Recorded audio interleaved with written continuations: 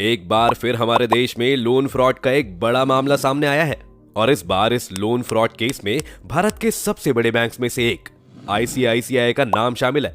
ICICI bank के farmer managing director और CEO Chanda Kochhar और उनके पति के गिरफ्तारी के बाद कुछ दिन बीते ही थे। इतने में इस केस से रिलेटेड एक और अहम कड़ी हम सबके सामने आ चुकी है। इन खबरों के मुताबिक धोखाधड़ी के इस मामले में देश के दिग्गज इंडस्ट्रियलिस्ट में से एक वीडियोकॉन ग्रुप के 71 साल के चेयरमैन वेणुगोपाल धूत का नाम इन सब के साथ जुड़ चुका है और अब ये सभी सलाखों के पीछे पहुंच चुके हैं। इतनी बातें सुनकर आपके दिमाग में कई सवाल अब तक खड़े हो चुके होंगे, जैसे कि आखिर ये फ्रॉड हुआ कैसे और ये फ्रॉड कितने पैसों का था। तो चलिए हम आपको इसके पीछे की पूरी कहानी के बारे में इस वीडियो में बता देते हैं। सबसे पहले तो आपको ये बता दें कि सीबीआई की एक स्पेशल कोर्ट ने लोन फ्रॉड के केस में उन्हें 28 दिसंबर तक सीबीआई की हिरासत में भेजा। सीबीआई के मुताबिक वीडियोकॉन ग्रुप से लोन लेने के लिए वेणुगोपाल धूत ने फैक्चुअल बेसिस पर चंदा कोचर और उनके परिवार को रिश्वत दी थी। 2010 और 2012 के बीच चंदा कोचर के लीडरशिप वाली आईसीआईसीआई बैंक से इन्हें 3,250 करोड़ का लोन मिला था। कुछ ही महीनों बाद उन्होंने कई शेल कंपनीज के जरिए दीपक कोचर, जो कि चंदा कोचर के पति हैं, उन्होंने उनकी न्यू पावर रिन्यूएबल्स में 64 करोड़ रुपए की राशि को इन्वेस्ट किया था। वीडियोकॉन को उधार दी गई ज्यादातर राशि एनपीए यानी कि नॉन परफॉर्मिंग एसेट्स में ट्रांसफर कर दी गई थी। जिन लोगों को ना पता हो, हम उन्हें बता दें कि नॉन परफॉर्मिंग एसेट्स वो पेमेंट्स होती हैं जिनकी पेमेंट या तो लेट आती है या फिर आती ही नहीं है।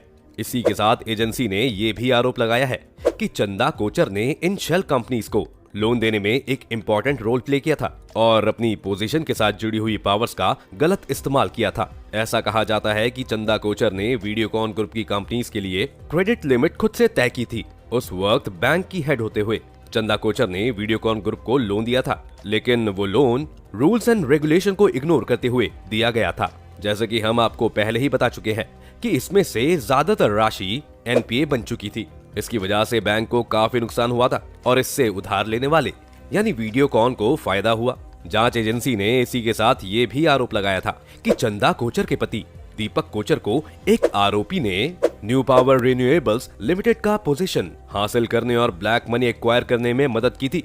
चंदा कोचर आज तक अपने ऊपर लगे इन सभी एलिगेशंस को गलत ठहराती हुई नजर आई हैं। हालांकि जब इन्वेस्टर्स ने दबाव बनाया तो बैंक को एक इंटरनल जांच शुरू करनी पड़ी थी ताकि ये पता लगाया जा सके कि लोन सैंक्शन करने में बैंक की पॉलिसी का वायलेशन हुआ था या नहीं।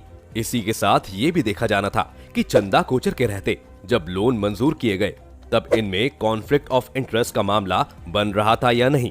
जांच के दौरान उन्हें साल 2018 में आईसीआईसीआई बैंक के एमडी और सीईओ के पद से इस्तीफा देना पड़ा था। इनके रिजाइन देने से पहले तक आईसीआईसीआई बैंक इन्हीं को सपोर्ट कर रहा था।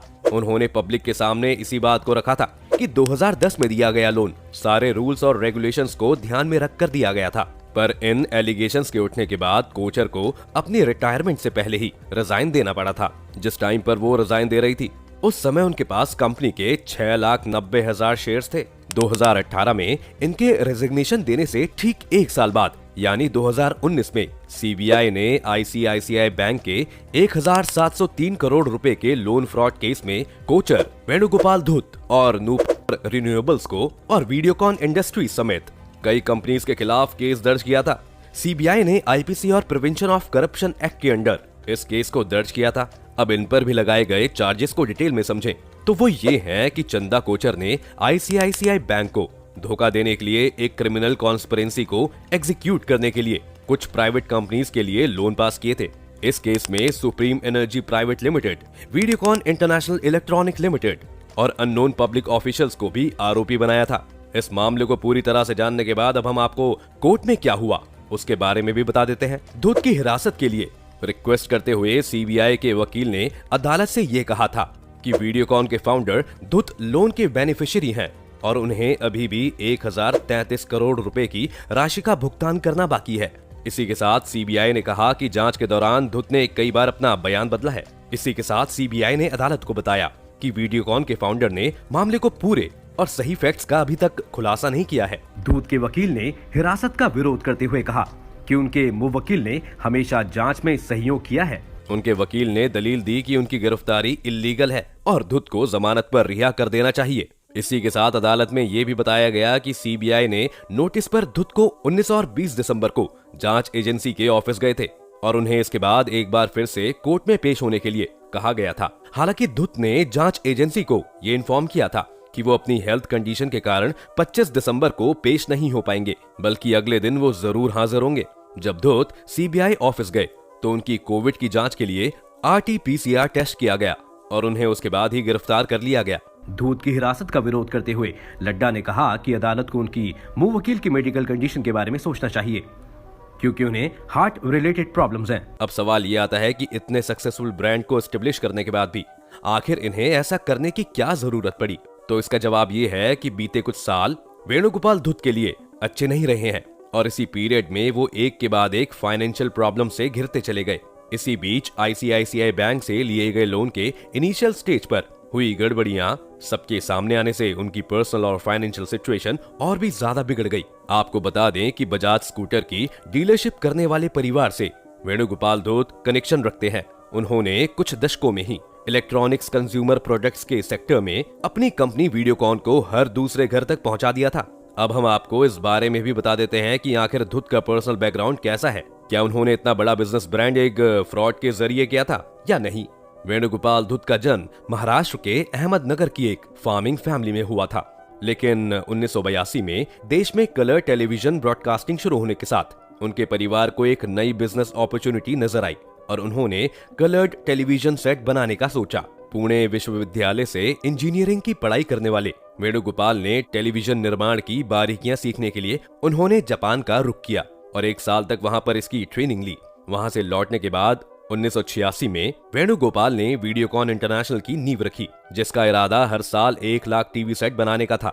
इसके लिए कंपनी ने जापानी कंपनी तोशिबा के साथ टेक्निकल कोऑपरेशन एग्रीमेंट भी किया था और यहीं से शुरू हुआ था सिलसिला, जो लंबे समय तक जारी रहा।